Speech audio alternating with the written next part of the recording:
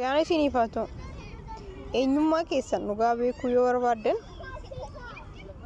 haadha keessan gaafadha.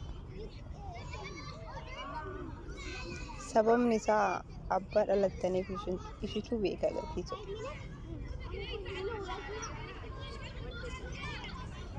Namoota naannoo keessan jiran waliin hin dorgomina. Kaleessa keessan waliin dorgoma. Namni hundumtuu dandeettii mataa isaa qaba galtiisa. مالتو شدوا وجرنا عندي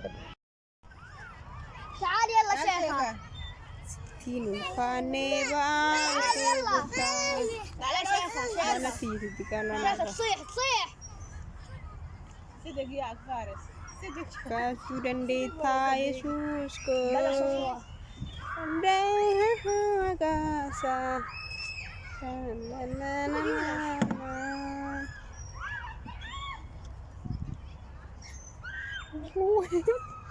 cough.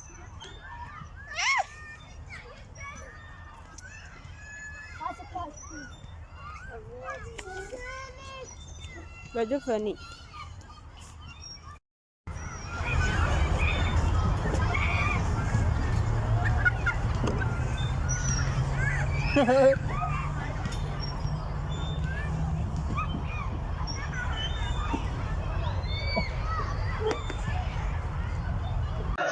Namni sirraa fagaachuu barbaade dogoggora xiqqoo sirratti eeggata.